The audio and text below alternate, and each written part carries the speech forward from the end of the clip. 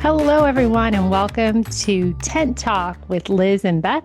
I'm your host, Liz Wilson. And I'm Beth Wally. It's been way too long. It has been. We missed the entire month of January. I forgot about it. Well, it was so cold, nobody wanted to do anything. I was in hibernation. We did our annual meeting. The whole team was in Memphis. So fun. That was really good. So that was like a whole week. And then I went on vacation, which was epic. And then it slipped away. So we're way behind. And like you're saying, this cold situation is for real. What is the temperature in Louisiana today? Today we're in the 70s. It is 70 degrees and sunny right now. And yesterday when I left Memphis coming back this way, it was like 30. And it was so cold and there were piles of snow everywhere. And I was just in awe. Like I had big eyes the whole time. I got the news that tomorrow morning when I leave my house, I scheduled this exercise class that I like to take on Saturday mornings. And I scheduled it for like 7:30 and I'm all jazzed. And do you know what the temperature is supposed to be when I leave my house? 9. -30 is the real feel anticipated. Actual is like 0. That's not okay. Like, I don't know how to function. I don't know if my car is going to go on. So I don't even know that I could. Yeah, I couldn't function. So I guess, I mean, we're talking about the weather, which seems like a small talk thing. And in our business, it's real talk, like I'm talking about the fun stuff, but we have teams that are out on the road. They're working in environments that are not friendly. Absolutely not. So this kind of inspired a theme that we're going to bring today, which is we're calling it Gear Up, because we can't stop the weather from being what it is, but we can be as prepared as possible for it, right? Yeah. So I called a couple of my friends, people that I've been nagging for the last, 8 months to be on the podcast. And I think I finally talked them into it. So are you ready? AKA wore them down. Yeah, I did. I nagged them until finally they agreed. So I'm going to introduce two of my favorites, Mr. Chase Martin and Lance Roach. Welcome, guys. Welcome. Hey. Chase, why don't you say hi? Tell everyone who you are. Hi, I'm Chase. I've worked here in the tent industry, I guess, for 9 years. Some with Mahaffey and then with Sunbelt, then when they bought with us. You were a baby. I started when I was 22 years old. 21 years old, actually, because I'm 30 now. He was so young when I met him and so nice. And now he's this old jaded man. But I'm really grateful. So Chase was one of our youngest supervisors, and like he took on a leadership role really early in his career. Youngest. Yeah, I mean, when you started as a supervisor, you were really young. Yeah, I was 22. Yeah, that's what I mean. It's like that's crazy, right? Like that. So I think there's something to be said for that. So you've been doing this for a minute. And Lance, how are you today? I'm all right. I'm Lance. I've been doing this. I started about 2011, worked up till about 2015 or so. Then I took a 3-year break. Then I come back and became a supervisor. It's a huge growth thing, transforming into a supervisor for sure. Mm-hmm. And the ways everything has changed from the past, how it used to be, how we used to work, and to how we do things now. It's totally different. I could not agree more. True words have not been spoken. And it's not just our transition from the Mahaffey to Sunbelt. I think this is across the board in construction with our clients and expectations, just culturally there's definitely like an elevated mindfulness when it comes to safety, protocol, what matters, all of that. So to kind of get a little bit into our topic for today. Now, this is what's, I'll say selfishly, right? The cold weather is very real, even though Beth is sitting in her 70-degree situation. So you can you could just sit down, Beth. But for our folks that are in the cold weather, I'd love to hear from you guys. And Chase, if you want to tell me first, what are your things that you can't live without when you know you're going into a cold weather environment? Things I can't live without is definitely a face mask, like in any kind, just anything. Because if my nose and ears get cold, that's when I'm done for the day. Grumpy, whatever you want to call it, you know. And when your baseline is not very excited, I can't imagine the grumpy version.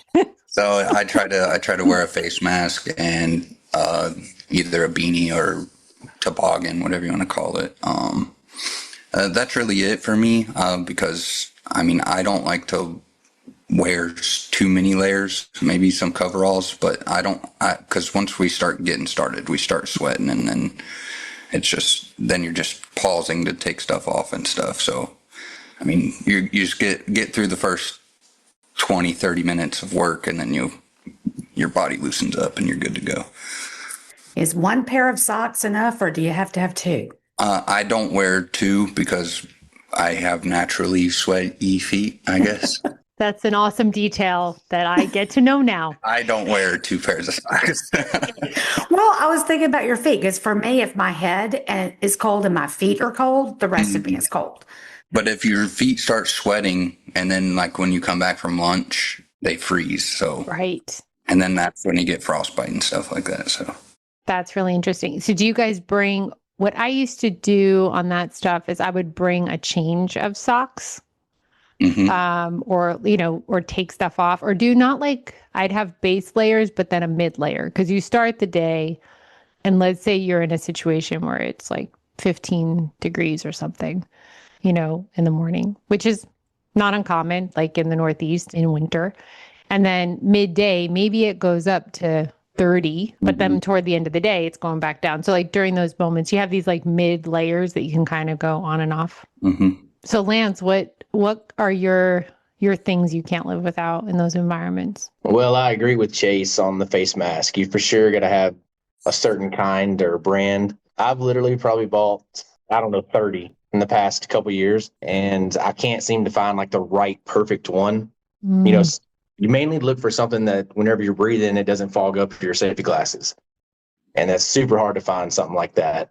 So I go through them over and over. But the other thing that I wear is normally bibs. I don't like full coveralls because if you do get hot, you're just hot, and you can't really take nothing off. But if you wear bibs and then you wear a jacket with it, then you can take off your jacket and cool off and then put it back on and so on.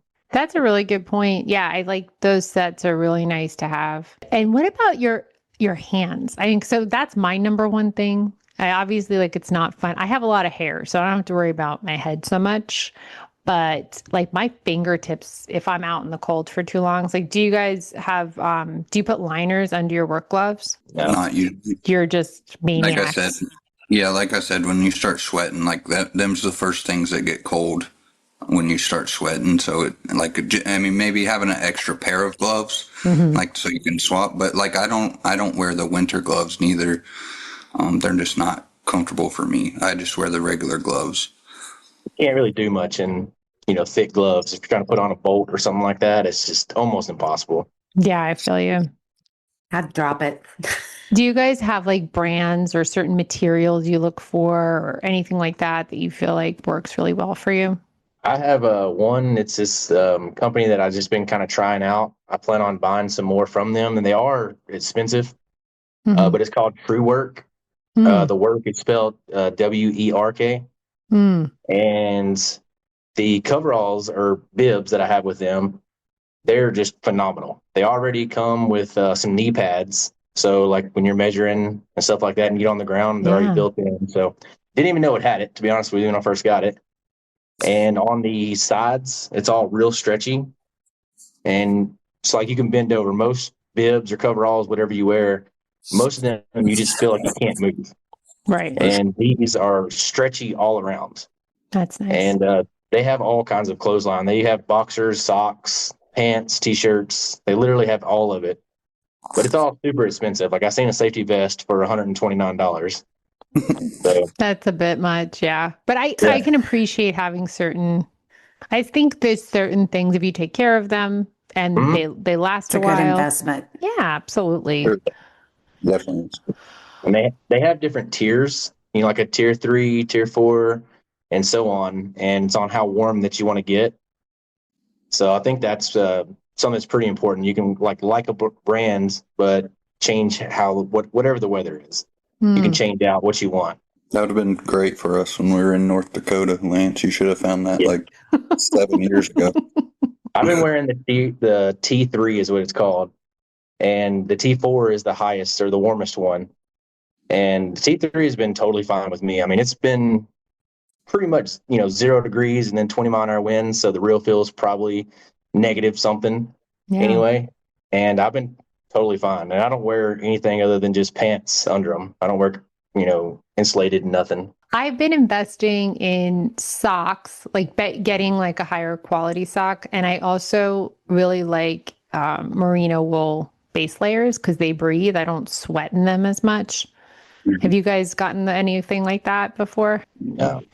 So I guess this also depends. Like if I'm out on a job site, I'm not breaking a sweat. I mean, sometimes and maybe back in the day, but now if I visit, generally speaking, I go to the job, I'm not allowed to work anyway, right? Right. But I'm not sweating. So my needs are different. But what I found in the past worked is if I get socks, and they're like a little bit more expensive, but anything that has that wool base will like breathe better than, those synthetic fabrics, at least in the winter. I find those work really well. Nice. So anything else that you would say is like you guys would recommend? Like if you had a guy that just started. His first week, Yeah, and he's well, got to go to North Dakota. What does he need to bring? and he's from Texas. Yeah. The most important thing is he's just got to buy the stuff and wear the stuff. I was in Minnesota, I don't know, 5 or so years ago, and we had some contractors. And one of the guys, he was wearing some gloves that you would not even send your preschooler kids out in to wait for the school bus. And these gloves are just so thin. And he wasn't, part of us. He was contractors. Mhm. And he wore them all day long and whatnot, and ended up getting frostbite and lost like 2 of his fingers. Oh, Oh my wow. gosh. That's Yeah, don't know. terrible. And, we told the guys, hey, if you're cold, jump in the truck, warm up. I don't know. He was a very tough guy just to work through that and then get his fingers cut off. But The message, what I'm hearing is that, like, don't let your pride get, the best of you. You want to use the tools that are given to you and prioritize that. Now, moving on from the stuff you're actually wearing, right? So your PPE, your outerwear, all of that stuff. If you're in really seriously cold temperatures, how do you handle preparing to use machines in your vehicles and stuff? Like what kind of steps do you guys take? First, I mean, if you know you're going to the cold, like if you're leaving traveling from Texas or wherever you're going somewhere cold, you need to make sure you pre-treat your fuel with the diesel treat. I've ran into it when we were in North Dakota. Our diesel gels up. Gasoline doesn't. Diesel does. Your machines, I think when we were there, Lance, how long did we sit waiting on the hydraulic fluid to thaw out? It was 2 hours? We got there at 7. We couldn't run equipment until 9 o'clock every day. We just had to let it run. Oh, So you geez. crank it up so that it can start. Yeah. But it was extremely cold there. It was like negative 30 every day, 50-mile-an-hour winds. I mean, it was extreme there, but it's just something to prep for. You definitely need to either get there earlier or start it up as soon as you get there and do your equipment checklist, and then do your toolbox talk and your flex and stretch and stuff like that, and get that stuff while the equipment's warming up. I mean, just stuff like that. It's the little things that take a lot of time when you're dealing with cold weather. Yeah, absolutely. And making sure your tires are good. I Yeah. mean, that's kind of basic, but Well, I mean, I'm from Ohio, so I'm used to driving in the stuff. It's not like a big deal to me. Like I just drove from Tucson to where I'm at. I drove right through the storm. Do y'all keep like chains or anything in the trucks for snow tires, or do you 4-wheel drive it, or?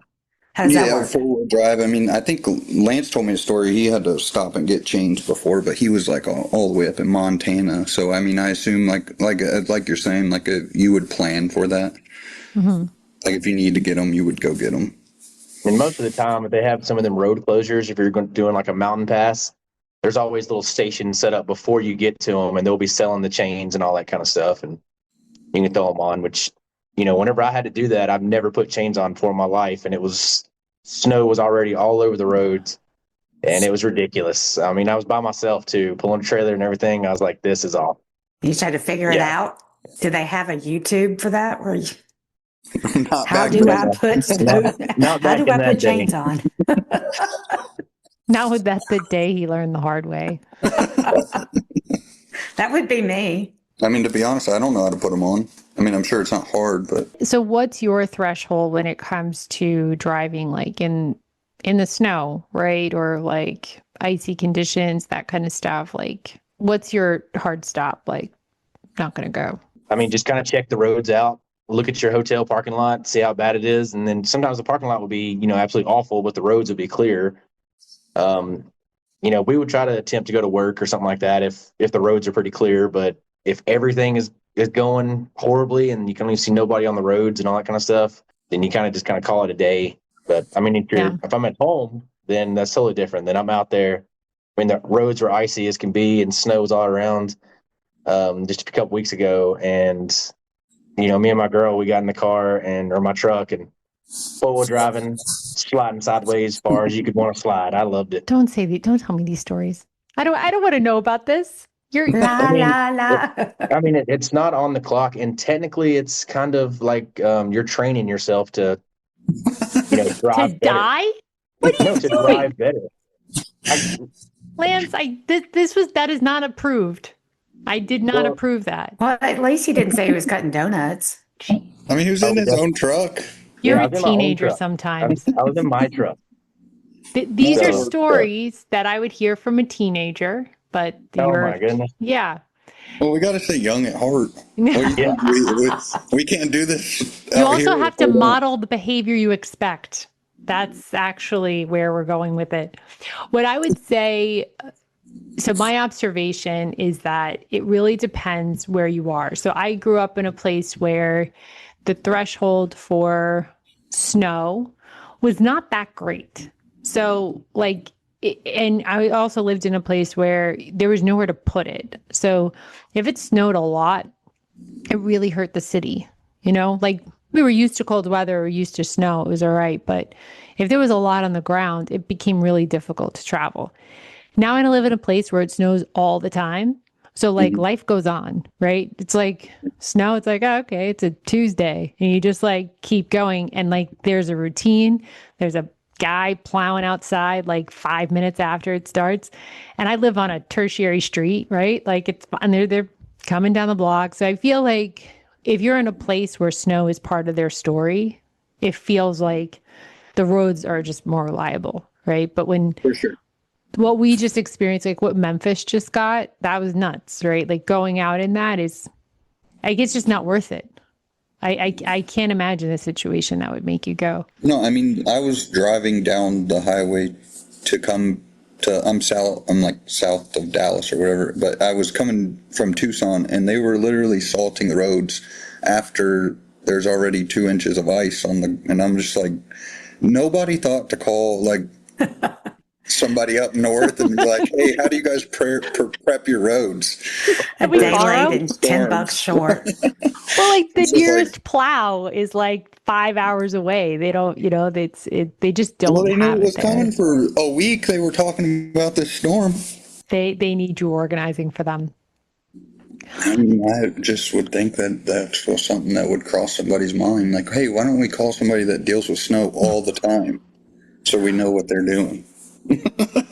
So I have another question about the job site. So you're at a job site, it's below freezing, you're dealing with the equipment situation.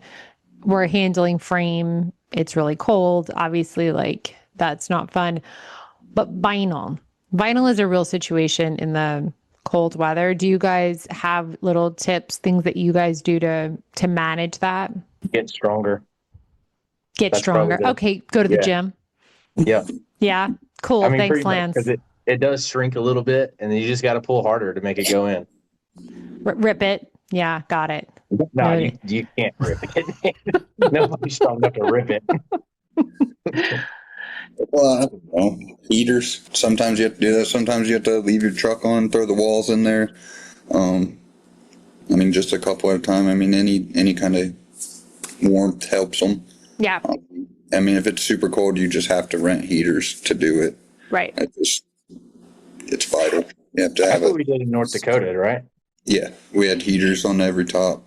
We had 4, I think. We had one for the top we were pulling, and then we didn't open up the top bag all the way. We like cupped the heaters around it so it'd blow into the top bag to prep it for the next one that we were going to do.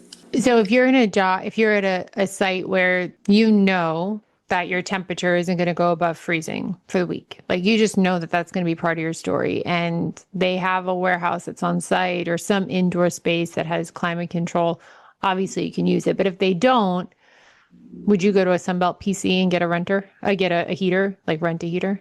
Yeah, for sure. I mean, especially if you want, I mean, that little bit of time that you're taking out to go get the heater. Totally worth it. Do Yeah. hours. Yeah, I would agree. Let's pretend like the winter will eventually end, right? So I know Groundhog Day didn't go very well. And as now that I'm a Pennsylvanian, I feel responsible for this, but winter is going to take forever. So, but let's pretend like it's spring and we start to get into rainy season. Is there any gear or anything specific that you would recommend for working in the rain, maybe with more moderate temperatures? That's a good one because rain gear always makes me sweat because it doesn't Just breathe. thinking about it. Well, that's Yeah, well, because of all the it doesn't humidity in your Well, neck of the woods. that's true, but sweat you just add that thinking about thick, visiting you. That thick stuff onto you. Is that what y'all have to wear? What, like FRCs and stuff? Well, yeah, but if you're going to put a raincoat on over it. Like Gore-Tex when it's hot and I mean, rainy sucks. Me personally, if it's raining like super hard, like we're not getting out there. It's not worth getting somebody sick because then they're going to miss more than a day. If it's sprinkling and stuff, yeah, I mean, a raincoat's fine and stuff, but I feel like if it's raining super hard, it's causing more hazards than it's going to cause us to just miss 3 hours of work or whatever it would be. You know what I mean? That's just my view of it. I don't like to get people sick. I have to go home to my kids, and I don't want to get them sick. And they're already germy. That's usually when I get sick is when I go home. So I don't know. Like I said, if it's sprinkling, yeah, go ahead. We're working. But I mean, you don't need nothing really super heavy for that. Yeah, we normally. I'm with agreeance on Chase. I mean, we don't normally work if it's pouring. A lot of times it's going to be just a storm, and those kind of blow over. And there's a lot of tasks that you can't even do if it's raining hard enough. You can't pull tops on. You can't raise frame. You're looking up in the air. The tops will bag water, and so on. So sometimes it's just best just to wait it out. Everybody kind of stays dry. But if it's sprinkling, we're still out there doing stuff. But pouring, no. And then also, if I know it's coming, Lance is the same way. We also try to plan for it. Like if we know we got bad weather coming, we can pull the tops on before it gets there, so that way we can still do all the inside work and stuff like that. I mean, there's definitely other things that go into it, but. Do you have those clients that are like, "Why are you leaving? It's just a little rain."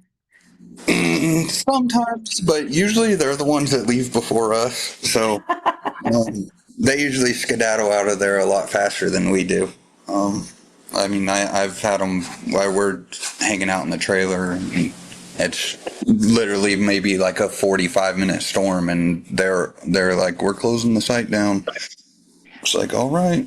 Don't you find though that it varies based on the region? So, like if you're in the South, I have found that if it rains, it's for a time and it's really intense.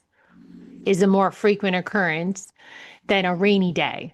So where I grew up and where I worked for the first part of my career, We just had rainy days. So you had to work Yeah, for the day in the rain. So what I'm calling like a rainy day where you're wet and you're working and you still have to wear gear. You have to bring extra pair of socks. You got to, figure out how to operate in a rainy environment for the day because it's not like storms are different than what I would call a rainy day, but I don't know that you guys have rainy days in the South no, the not same really. way. It's And either that's why I think my sprinkling brain went to or it's totally different. Like I would have a week where it just rained all day, every Mm-hmm. day, and you just had to go out and, look like I a think drowned rat for the I think week. it's also like kind of a waste of money. If you buy the rain jackets and all that kind of stuff, that is the easiest material to rip and That's tear. true. And so you spend it because I bought one a long time ago and I was proud of it and just put it in my locker and was like, one day I'm going to wear this thing. And as soon as, it was in there for like 6 months and, we just had a day that we was just working in the rain and everything and threw it on, squatted down, the legs ripped out. You walk by something, it hangs on the side of it, tears it. And I was like, well, this is trash. We need to follow up on this rain conversation because We'll I'm do very that one in disappointed. April. Yeah, we're following up because I want to have actual solutions that we're proposing. Because right now we're doing a lot of complaining. Um, I would just not wear nothing. oh, yeah, I mean, Get wet. Just get wet. Not naked, but wet.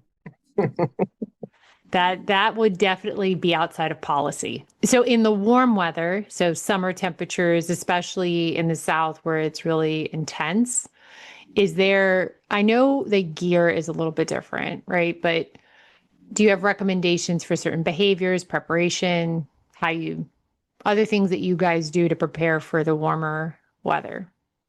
Start Drink water. acclimating as soon as you can. I'm not visiting you, Beth. If I don't visit from June to August. I don't visit. Now it's May and it's already 98 degrees. I mean, it comes faster, it seems like. Wallace bought this cute little neck fan that he puts on and it blows cold air. I mean, blows air on him at least. And he'll spray a little water up in there. Yeah. Yeah, that's for the menopausal women too. They just like that's the market that they usually go for with the neck fans. So I feel like we can lean into that as well. Anything. Well, I guess what I'm getting at is that in the warm weather, wearing like long sleeve, for example, it's annoying, but it's protecting your skin from the sun. And so even though it's like you want to wear less clothes, doing that helps you avoid sunburn, and the sunburn is far more damaging. Is it like things like that is where I'm going with it? Are there other things that you guys do when you're preparing for the warm weather? Do you wear headbands? no. You just don't sweat. I mean, I sweat. I know but about your sweaty feet. We've already it's discussed a that. part of So, life. but like, I don't. I mean, it's part. I don't know. I mean, if you're gonna be up in the basket and stuff, like, I mean, they make like visors for your like high vis visors for your helmets that go around it. I mean, that's good, protects your neck. But I mean, if you're working with the fabric, I mean, you're burnt no matter what. You're going to be hot. You're going to be burnt. You're going to like there. I mean, the cooling rags, I guess that'd be like the only thing. Yeah, you're just a ball of positivity, Chase. Well, It was really, yeah. Thank you. It's hard work. Do y'all use Florida water when it gets hot? What is it? Florida water? I don't know what that Is is. that code for Me neither. something? It's these little bottles. It's actually cologne, but it's a little bottle of stuff, and you put it in to like a cooler or whatever. And when you dip your rag in, it makes your rags colder.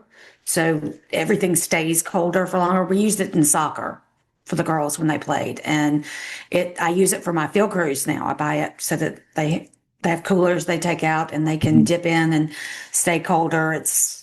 I don't know what else to say about it except that it works. I've never heard of it. I've never heard of it neither. Sounds No. cool though. Oh my goodness, I know something. But I'm we so also have impressed. people that like put their lunches and like, does it mess with their like they put their lunches in the cooler and stuff? You know what I mean? Like, is I it don't going to know. mess up their food? You know what I'm saying? Well, I hope their food's wrapped. I mean, yeah, but still, I think we could work around it. Yeah. I think you'd have to buy a separate cooler for for it. Because everybody reaches in there and their nasty hands grabbing a bottle of water and stuff. It makes me sick in my stomach. I clean my cooler out all the time and just tell the guys, like, hey, you see it dirty, just stop, clean it out, because you're turning that bottle of water up and the water's running down your lips. You know, the water inside is safe, but it's still touching you. I'm just like a germ guy like that. It bothers the crap out of me. Well, this has been really helpful just to hear insight from you guys. I would love, just as like a closing thought, to get a sense from each of you what you would tell your younger self to learn sooner. The way we were trained, we were kind of forced to learn it, if that makes sense. So it wasn't really an option. We had to learn it. All right. So if you could talk to 22-year-old Chase and tell him something, what would you tell him? Be nicer. There you go. That's a good one. So this is you nice? Yeah, I would say I'm a lot nicer from when I first became a supervisor to now. I would say I'm way nicer. You definitely are. Do you know, so Beth, I don't know if you know how many supervisors Chase has like trained a lot of supervisors. So, and a lot of leaders. So in the short time that you've, done this. So I think that's wonderful. So I joke about you being nice. I think you're very nice. Lance, did your younger self, or did you always knew everything, or is there anything you would tell 22-year-old Lance? Yeah, I mean, I have known most of everything most of my life. Oh, perfect. Good. I would probably agree. I like Chase's. If I was going to try to tell myself something, is be nicer. One of my second man, I've known him my entire life, and he's told me a few times that just the way that I talk to people sometimes it might be a little rude or something like that, or just I don't know. Delivery. It's your delivery. Yeah. But to me, I'm just talking like I am to y'all right now. Like I'm totally fine. Like inside my head, it's not anything mean, not nothing towards them. But once he told me that, I mean, Chase was actually there whenever he told me that. We were in Arizona, maybe? Mm-hmm. Something like that. And I was just like, what? What are you talking about? I am not. I'm nice to these people. And but, I thought about it more, and, I've tried to cool my head some, give people more time of the day. I got some of the guys, they'll try to come up and tell me ideas. And I would say beforehand, I'd be like, no, your idea's dumb. Let's move it on to something else. And I don't know, just be more patient with people. I'm glad you guys have grown so much. It's so mature. Mm-hmm. Yeah, even though you started out ahead of everyone, just knowing so much. I'm glad that you notice it, though. I do. I see it. Yeah, it's just wisdom, just oozing wisdom. Is what I like. So this is really fun. I really appreciate you guys taking time to talk. What's the plan? What's next for you guys? Chase, where are you in the world now? South of Dallas. And are you going home anytime soon? Probably not. Okay. The snowstorm shut me down for like 5 days. Oh. And then we get there and there's rebar all through the concrete. So it took like 4 days to set plates. So just all around good times over here. Fun times. Yep. Mm-hmm. Lance, where are you? I'm in Oklahoma, Stillwater. I'm going to come visit you in a couple weeks. Make sure you are super safe and you have all your safety. I have a lot of PPE. Yeah. Well, And I'm a rule follower. I am too. Yeah. I'll be all right. you better be a super rule follower. Yeah. You got to go above and beyond. And you're still going to get flagged. You're still not safe enough. This other guy thinks you're not being safe. So, Well, I really appreciate your guys' time. I hope you have an awesome weekend. And we'll talk soon. Thanks so much. Thank you. Thanks, y'all. Thank y'all. Later.